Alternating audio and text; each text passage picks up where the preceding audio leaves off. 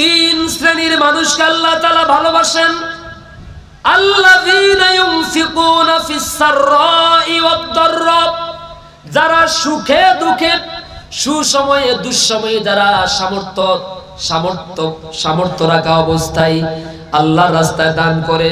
দুই নম্বরে হচ্ছে যারা রাগের সময়, ক্ষোভের সময় নিজেকে নিয়ন্ত্রণ করতে।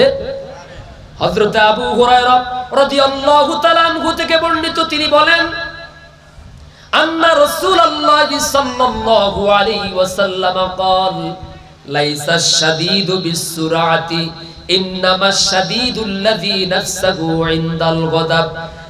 যে ব্যক্তি, ওই ব্যক্তি বীর নয়, ওই ব্যক্তি বাহাদুর নয় যে ব্যক্তি মারামারির সময়, রাগারাগির সময়, ঝগড়াঝাটির সময় নিজের শক্তি দেখায়।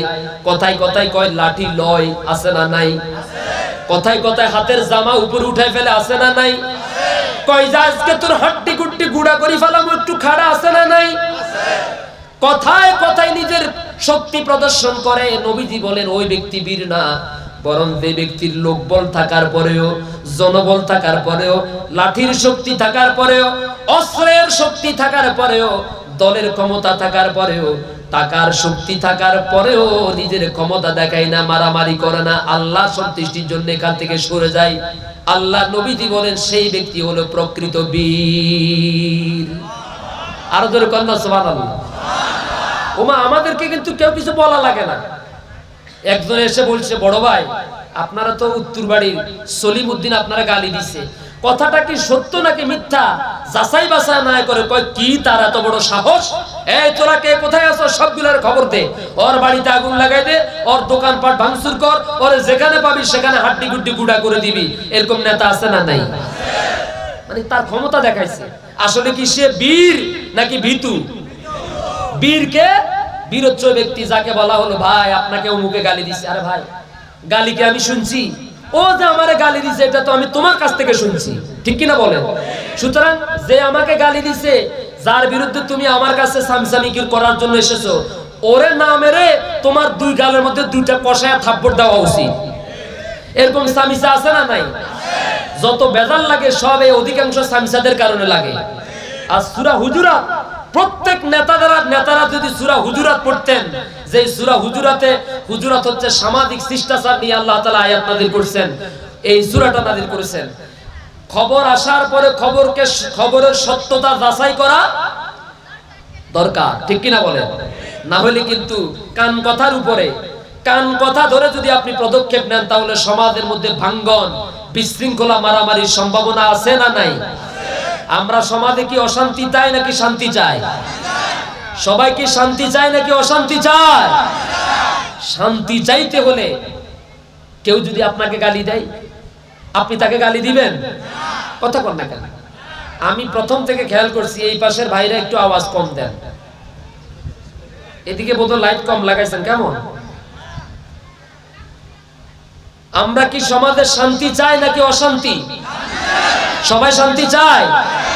শান্তি চাইতে হলে আপনারা যদি কেউ গালি দেয়, রাসূলের সুন্নাত হচ্ছে আপনি তাকে গালি দিবেন না, ঠিক আছে তো?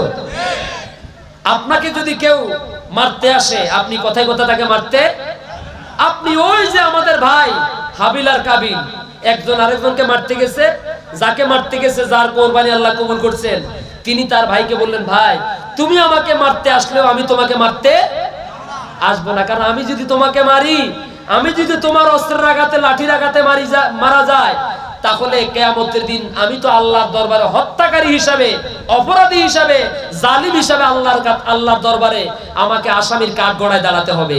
সুতরাং আমি অপরাধী হয়ে, জালিম হয়ে, মানুষের খুনি হয়ে আল্লাহর দরবারে দাঁড়াতে চাই না। এই কথা মনে থাকবে তো ইনশাআল্লাহ।